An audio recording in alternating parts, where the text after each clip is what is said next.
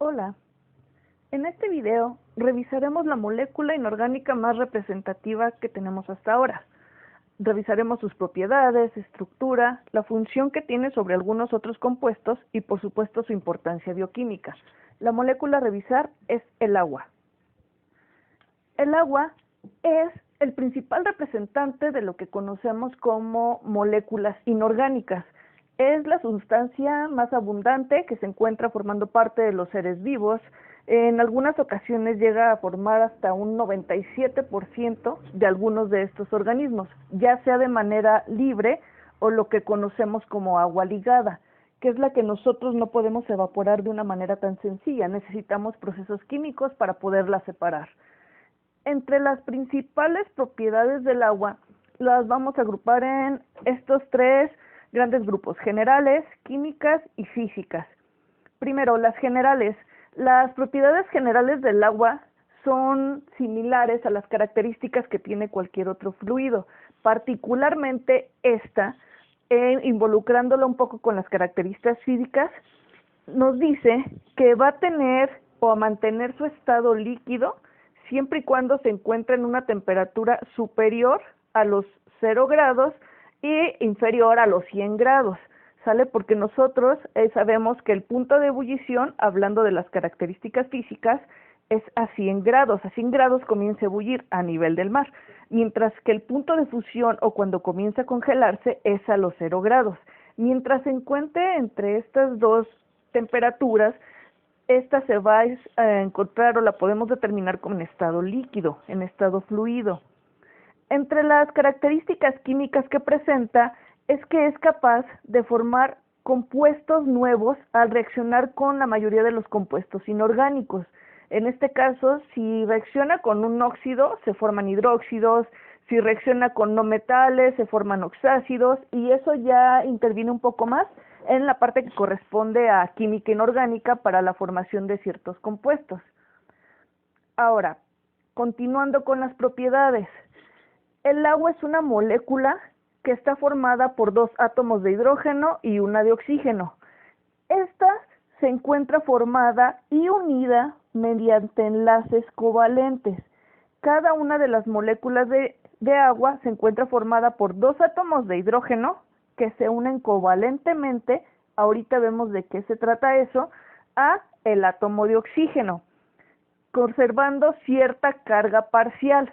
En este momento, el oxígeno, para completar la regla del octeto, es necesario que se una a 2 electrones más. Para unirse a esos 2 electrones, él completa su última capa de valencia, la regla del octeto, mientras que el hidrógeno forzosamente se tiene que apegar a la regla del gas noble más cercano, que en este caso es el helio. El hidrógeno solo tiene un electrón libre. Por lo tanto, cuando se una con el electrón que está proporcionando el hidrógeno, este enlace va a hacer que conserve o se aproxime a la regla del gas noble más cercano, que sería el helio. Ahora, para la parte de la estructura y las interacciones, realmente cómo sucede. Vamos a ver que el oxígeno está compartiendo 2 de sus electrones, este y este de aquí. Al compartirlo, va a lograr formar enlaces con los electrones que está proporcionando el hidrógeno. Esto se refiere a enlaces compartidos, o lo que hace referencia al enlace covalente, ¿sale? Donde cada uno de los elementos que forma parte de dicho enlace aporta por lo menos un electrón. Entonces, el oxígeno resulta que es mucho más electronegativo que los hidrógenos, lo que quiere decir, al poseer mayor electronegatividad de un elemento, lo que hace es atraer electrones. Por ello, la fuerza de atracción va hacia este lado, del hidrógeno hacia el oxígeno, es decir, el oxígeno jala a los electrones de los hidrógenos, permitiendo que se forme ese enlace covalente. Para poderlo unir, o una vez que ya se tiene unido mediante enlaces covalentes, podemos encontrar diferentes tipos de estructura. Por ejemplo, la fórmula molecular, que simplemente se representa como H2O, la fórmula estructural, que nos da representados los enlaces y los elementos que están unidos por esos enlaces, el modelo de barras y esferas y el modelo espacial. En el modelo espacial se ve una especie de representación de los campos de fuerza de Van der Waals que se forman cuando nosotros tenemos esta molécula. Ahora bien, las interacciones que se pueden dar respecto a esta molécula van a variar un poco. ¿A qué se refiere esto? Lo que nosotros vamos a tener ahora es la geometría molecular. Ok, es decir, vamos a tener una molécula polar. ¿A qué se refiere con que sea polar? Que tiene cargas parciales positivas y cargas parciales negativas, las cuales están dadas por los electrones. Únicamente a eso se refiere con que sea polar. ¿Por qué se está dando esto? El oxígeno tiene 6 electrones de manera libre, 6 electrones en la última capa de valencia. Por lo tanto, lo que va a suceder es que esa última capa de valencia va a comenzar a reaccionar con algunos otros elementos. En este caso, ¿qué sucedía? Si recordamos, el oxígeno aportaba un electrón, 2 electrones, para unirse con los electrones del hidrógeno, ¿ok? Quedándonos de los 6 electrones que tienen su última capa, 2 libres aquí y 2 libres acá, 2 pares. Tenemos 4 electrones libres. Estos electrones son los que le proveen la carga parcial negativa, mientras que la carga parcial positiva, al verse involucrada la electronegatividad que revisamos hace un momento, se conserva como positiva en estos extremos. Ahora sí, ¿qué más vamos a tener? Este tipo de compuesto, como lo es el agua, lo que se representa es que puede tener una forma como una especie de pirámide tetraédrica, ¿ok? Aquí podemos ver en esta figura de aquí que se tiene el oxígeno, se tienen los 2 hidrógenos unidos y estos están representando los electrones libres, donde la carga parcial negativa es de -2, ¿ok? ¿Por qué? Por los 2 pares de electrones. Podemos ver que el ángulo que se forma entre hidrógeno e hidrógeno es el mismo que se representa aquí, simplemente es otra manera de representar esa molécula. Es exactamente lo mismo. En la parte de aquí abajo, lo que tenemos es la representación del modelo espacial, donde lo que se indica es lo que se conoce como radio de Van der Waals. Ese radio lo único que hace, o lo único que es una especie de residuo energético que se está formando por la atracción de las moléculas. Esas fuerzas de atracción de Van der Waals van a crear este campo de fuerza. Este campo de fuerza que se forma alrededor de la molécula. Debido a esa representación del límite de las fuerzas de Van der Waals, es a lo que se forma el modelo espacial. Esta especie como de burbujas, lo que están representando es no solo la molécula que se encuentra dentro, sino también toda la fuerza iónica y la fuerza que nos está permitiendo que la molécula esté unida. A eso se debe esa representación. Ahora bien, ya que entendimos cómo se mantiene unida esta molécula, qué son las fuerzas de Van der Waals, a qué se debe cada una de las representaciones, ¿cómo sucede que una molécula de agua, o a qué se debe que ésta se una con otra? Existen otro tipo de fuerzas de atracción, lo que conocemos como puentes de hidrógeno. Los puentes de hidrógeno son cargas, en este caso se forman, por las cargas eléctricas parciales. Si recuerdan, habíamos revisado que la molécula de agua tiene una carga parcial negativa aquí, tiene una carga parcial positiva aquí y otra positiva aquí. La parte de las cargas positivas se va a adherir a la parte de las cargas negativas. No es un enlace como el covalente. El covalente es un enlace muy fuerte. Esta simplemente es una fuerza de atracción.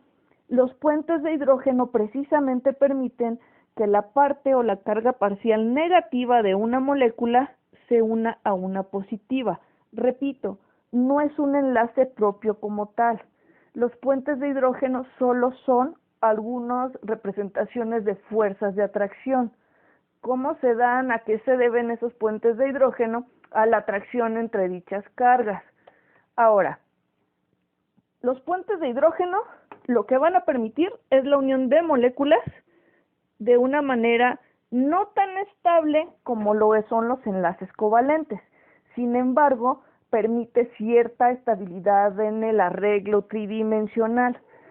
En este caso, el puente de hidrógeno se representa por la unión o la atracción electrostática de los hidrógenos, que si bien recordamos están en este caso representadas por las esferitas blancas, y el oxígeno. Esa fuerza de atracción es muy débil comparada con el enlace covalente, que es el que sí se da mediante electrones. Esta interacción va a darle al agua ciertas propiedades como lo son que actúe como solvente o incluso influye en su estado de agregación. Los puentes de hidrógeno, ok, ahora, el puente de hidrógeno, que son estas fuerzas que nos permiten mantener la estructura de diferentes moléculas de agua en cierto medio, en cierto recipiente, se dan entre el hidrógeno y alguno de los siguientes elementos, mayormente nitrógeno, flúor y sobre todo con el oxígeno, por la alta electronegatividad que el oxígeno representa, es decir, el grado de atracción que va a saber o va a hacer que suceda con los electrones del hidrógeno. ¿Qué va a suceder entonces? Estos son los responsables de que exista lo que conocemos como cohesión en el agua. ¿Qué ha sucedido con esto? ¿De qué manera se representa? Ustedes sumergen su mano en un recipiente con agua.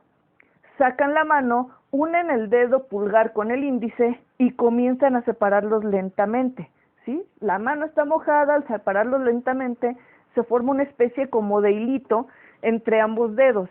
El agua se está manteniendo unida. Lo que la mantiene unida son estos puentes de hidrógeno. Una vez que ustedes utilizan un poco más de fuerza, ese hilito, esa especie de hilito se rompe, permitiendo entonces que se liberen las moléculas de agua. Lo que ustedes están haciendo es rompiendo la estructura de los puentes de hidrógeno. Esta estructura, ¿qué permite o a qué se debe? Ok, esta nos dice que cuando nosotros cambiamos el estado de agregación, es decir, lo tenemos de manera líquida, está líquido, está en un recipiente. Una vez que lo tenemos en ese recipiente, quedamos que tiene que estar a una temperatura, hablando de grados centígrados, mayor a 0, pero más pequeña de 100 grados, ¿ok? A 100 grados comienza a ebullir o comienza a transformarse en vapor y a 0 grados se congela. ¿Qué va a suceder entonces? Cuando nosotros aumentamos la temperatura del agua o del recipiente en el que esté contenido el agua, lo que sucede es que estos puentes de hidrógeno se rompen. Y en vez de que el agua esté de esta manera unida mediante puentes de hidrógeno, ¿qué va a suceder? El agua se va a encontrar de manera dispersa en el medio. ¿Por qué? Por la ruptura de los puentes de hidrógeno debido a las altas temperaturas. Por otro lado, ¿qué sucede si nosotros lo que hacemos es congelar el agua? Los puentes de hidrógeno se van a contraer tanto, de cierta manera, que lo que van a hacer es formar estructuras sólidas, ¿ok? No es que se esté formando un enlace más fuerte, simplemente los puentes de hidrógeno ya no tienen el tamaño que tenían en la parte líquida, sino que ahora se rompen y permiten que las estructuras estén prácticamente una encima de la otra, lo que hace que se forme la estructura del sólido. Esa es la importancia de los puentes de hidrógeno. Esa es la importancia química que se debe de representar en estas fuerzas de atracción. Ahora bien, ¿cómo se conoce al agua y cómo puede funcionar? El agua se conoce como el disolvente o solvente universal. Prácticamente del 80-90% de las sustancias que existen en la Tierra pueden disolverse en ella, prácticamente. Esto depende de la concentración, depende de la temperatura, de la presión y de muchos otros factores. Entre ellos, la cantidad de soluto y solvente. Por ejemplo, si nosotros tenemos una mezcla o queremos preparar un café soluble, mientras más café agregamos, es más complicado que se diluya. ¿Por qué? Precisamente por la cantidad de soluto que le estamos poniendo al solvente universal, ¿ok? Ahora, ¿de qué otra manera puede funcionar? ¿Recuerdan su carácter dipolar es decir, que tiene una carga parcial negativa, pero también tiene cargas parciales positivas. Eso la hace que sea un solvente excelente para manejar materiales polares iónicos. En este caso, cualquier solvente polar y cualquier sustancia polar va a ser muy fácil que se disuelva en este tipo de elemento, que lo cual es el agua. De acuerdo a la solubilidad, las sustancias o los solutos los podemos clasificar de la siguiente manera. Ojo aquí. Hidrofóbica. Una sustancia hidrofóbica, tal como lo indica la raíz grecolatina, la parte de fobia, miedo o rechazo, ¿ok? ¿Qué significa? Que va a rechazar o no va a permanecer junto al agua. Por ejemplo, la representación del aceite en el agua, que es la más sencilla. Nosotros vemos que podemos mezclar de manera líquida aceite vegetal con una solución acuosa. ¿Qué pasa? No importa cuánto agitemos, ¿sí? Estas burbujas de aceite van a marcar un límite entre su estructura y el agua. No se pueden mezclar.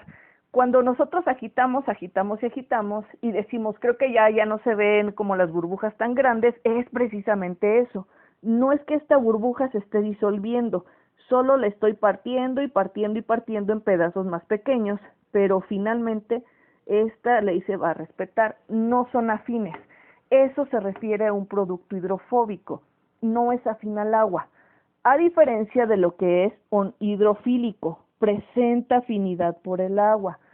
Hidrofílico, por ejemplo, son algunas sustancias como un té, como un poco de café que sea soluble, obviamente, la pintura vegetal, es decir, nosotros la ponemos en contacto con el agua y al ponerla en contacto con el agua se disuelve. ¿Qué va a suceder? La sustancia que yo estoy disolviendo tiene que tener, al igual que el agua, cargas parciales o cargas totales positivas y negativas. ¿Para qué? Para permitir que esta parte se rompa y se una con otra parte positiva y negativa, ya sea de la solución o del soluto. Ahora bien, existen moléculas y algunos compuestos que poseen ambas características, es decir, van a tener una parte hidrofílica o afín al agua y una parte hidrofóbica, ¿vale? Y depende de esto, las podemos clasificar nosotros con lo que conocemos como una molécula anfipática. Anfipática quiere decir que es tanto hidrofílica como hidrofóbica. La molécula anfipática, ¿qué características tiene con lo que ya hemos revisado? Ok, esta parte lo que va a tener es una molécula compleja.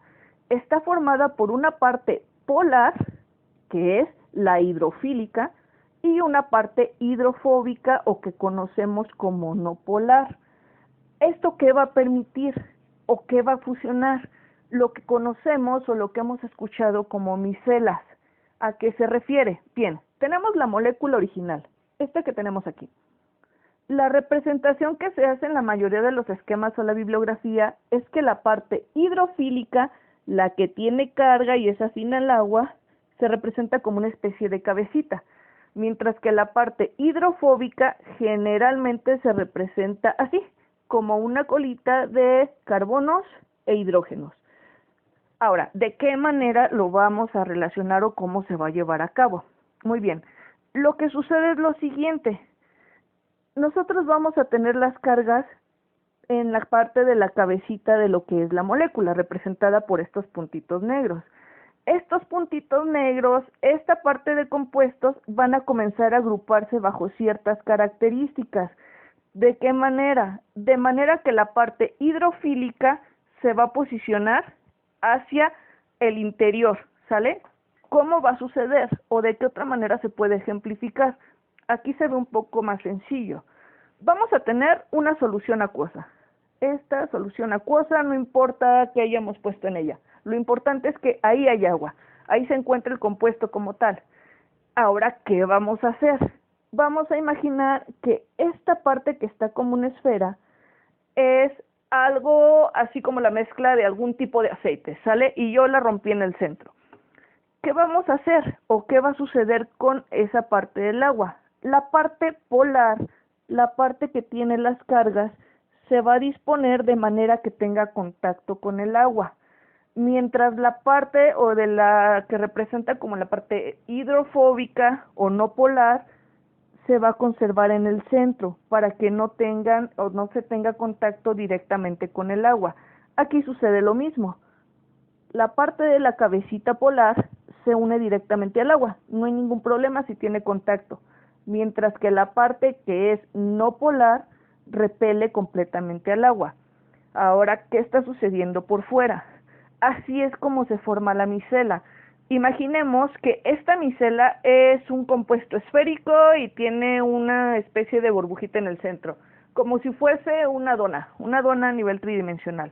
La parte de afuera, toda la parte de afuera se cubre de azúcar, que en este caso estaría representada por el agua. ¿Por qué? Porque es afín. Mientras que la parte dentro de esa dona o de dentro de esa estructura se cubre con la parte exterior. Esa permanece en medio. ¿Por qué? Porque no es afín al agua. Y eso es lo que va a suceder. Vamos a tomar ahora un trozo de esta micela y lo que realmente tenemos es lo que conocemos como una bicapa micelar. Simplemente es un corte de lo que nosotros tenemos en la parte de arriba. La parte polar va a interaccionar directamente con el agua, mientras que la parte no polar o la colita que conocemos como la cola hidrocarbonada, formada por carbonos e hidrógenos, va a permanecer en este caso en el centro. ¿Por qué? Porque no es afín, no interacciona con el agua y se protege de esta manera. A eso se refiere la interacción y así es como va a actuar con una molécula anfipática. Ya vimos que si es una molécula hidrofóbica se va a repeler completamente, el aceite en agua. Si es hidrofílica se diluye, por ejemplo un colorante vegetal en el agua. ¿Qué pasa si tiene ambas porciones? La parte de en medio va a tener una cantidad de humedad prácticamente nula comparada con las cabecitas que sí son polares y que se encuentran formando parte de esa estructura. Ahora, la ionización del agua.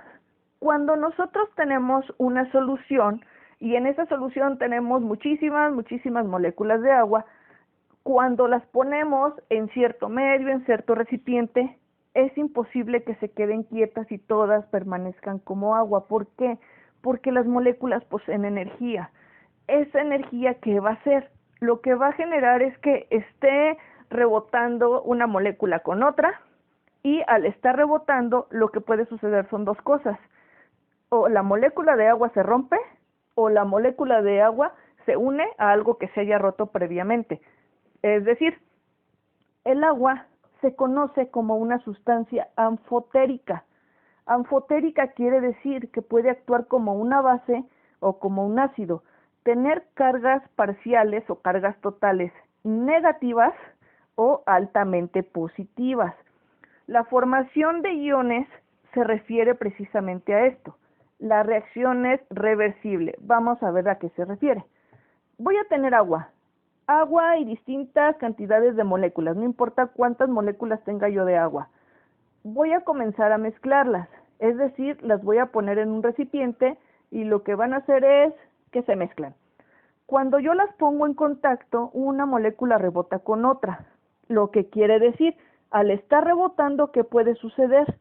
Alguna de las moléculas de agua va a perder un hidrógeno, pero ese hidrógeno no se evapora, no se queda en la nada.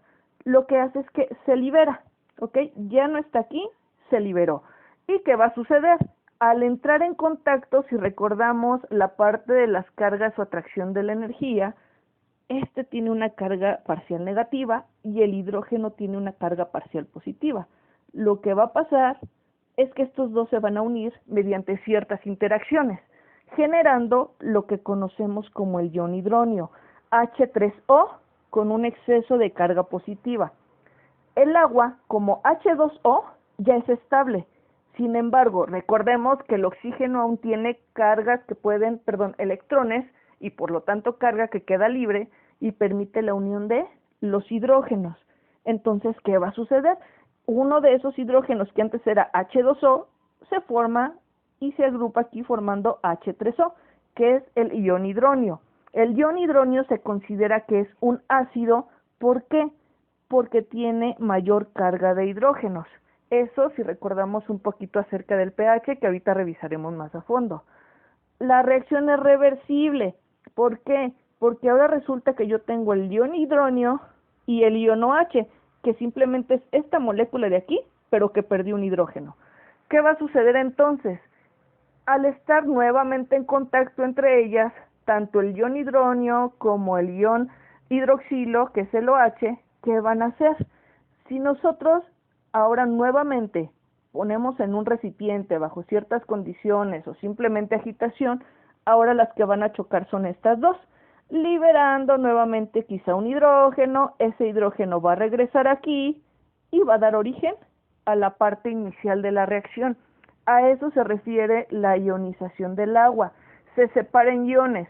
El agua se separa en hidroxilos y se separa en hidronios. Se dice que es anfotérica. Anfotérico quiere decir que yo puedo tener iones hidroxilo o bases y iones hidronio o parte ácida. Y la reacción es reversible, porque puede ir tanto en este sentido como en este sentido, dependiendo del medio donde yo tenga almacenado esa cantidad de agua si se encuentra, repito, en estado líquido. Ahora bien, ácidos y bases. Ya que vimos la formación o la representación del agua como la parte de una base conjugada o un ácido conjugado, ¿qué sigue? Los iones. Los iones tienen vital importancia en la parte bioquímica de cualquier metabolismo, de cualquier organismo, de cualquier reacción, de cualquier reacción que se lleve a cabo de manera general. Porque los iones funcionan como una especie de activador. Al tener ellos esta carga energética, son los que pueden dar inicio a una reacción en cadena. Estos iones lo que van a hacer es mantenerse como positivos o negativos, dependiendo de la concentración de iones hidrógeno. El ion hidrógeno, si recordamos, tiene carga positiva. Mientras más carga positiva tenga, es más ácido. Mientras menos carga positiva tenga o más se aproxime a lo negativo, entonces es más básico.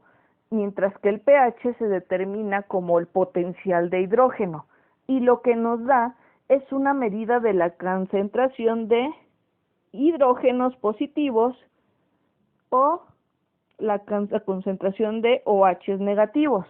Lo vamos a ver ahorita ya de manera más particular en una tabla. Afecta la velocidad de reacción, afecta la función y estructura de las proteínas.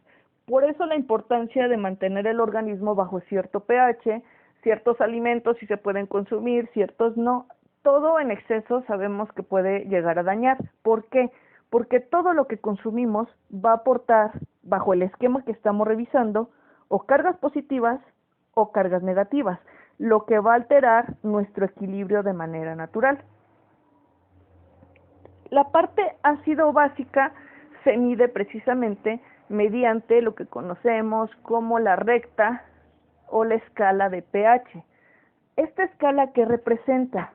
Representa una medida de la concentración de iones de hidrógeno, escala de pH. Existe otra escala que es más o menos similar, solo que se voltean los colores, de pOH. Esta está midiendo los hidrógenos, que sería la parte ácida.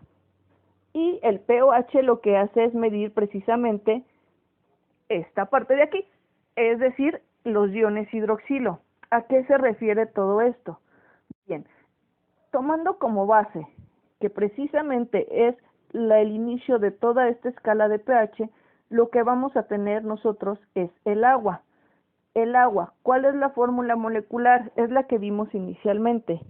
Un oxígeno, un hidrógeno, otro hidrógeno. O lo que es lo mismo, H2O, dos hidrógenos más una de oxígeno. ¿Qué va a suceder entonces? Estos están formados por electrones. Esos electrones forman los enlaces covalentes que revisamos inicialmente. Ahora bien, ¿qué sucedería aquí? Lo primero que va a suceder es que si pongo en contacto moléculas de agua con otras moléculas de agua, el enlace se rompe. ¿Qué enlaces se rompen? Pues me puede quedar este de aquí y me libera un hidrógeno, ¿cierto? El hidrógeno ahora queda libre con su electroncito y su carga parcial positiva. Y me libera el OH de aquí. Me quedaría de esta forma. Este tiene un electroncito libre, el otro está unido de esta forma. La parte ácida se dice que puede actuar como un donador de hidrógenos. ¿Por qué dona? Porque es lo que él tiene. ¿Ok? No pueden dar lo que no tienen. Entonces, ¿qué va a suceder? El ácido tiene un exceso de hidrógenos con carga positiva. Entonces actúa como un donador de hidrógenos con carga positiva. Mientras que la base, ¿qué es lo que tiene? Una escasez de hidrógenos. ¿Para qué? Para completar la estructura del agua. ¿Ok? Lo que le falta es precisamente uno de estos hidrógenos. Entonces, lo que va a hacer es actuar como un aceptor de lo que éste le está dando. Ahora bien, la escala de pH se maneja de esa forma. Mientras más a la izquierda estén, va a ser más ácido, es decir, que tiene mucha mayor concentración de hidrógenos, una elevadísima concentración de hidrógenos, mientras más a la izquierda esté. ¿Qué sucede si me voy más a la derecha? Lo que tiene es una sobrecarga de OH, es decir, la parte de las bases o la parte básica, ¿sí?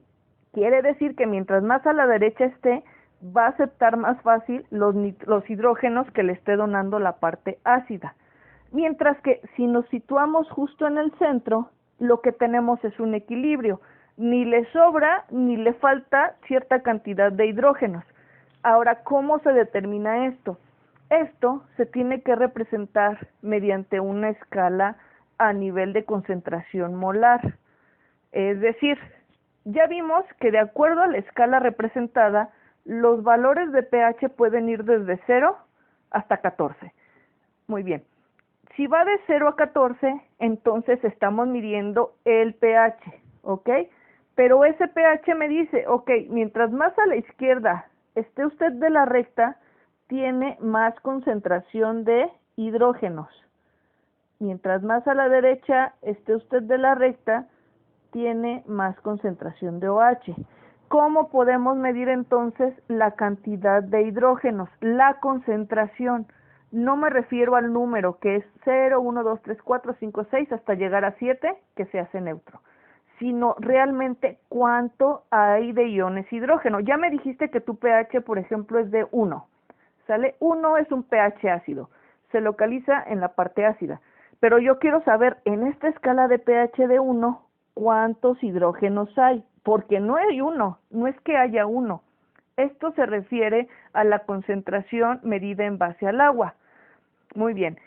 Una vez que calculamos la concentración de iones hidrógeno, podemos emplear esta fórmula para determinar el pH. Es decir, si me piden determinar el pH de alguna sustancia, yo solo aplicaría menos logaritmo, pero necesito la concentración. Esta concentración tiene que estar dada en molaridad.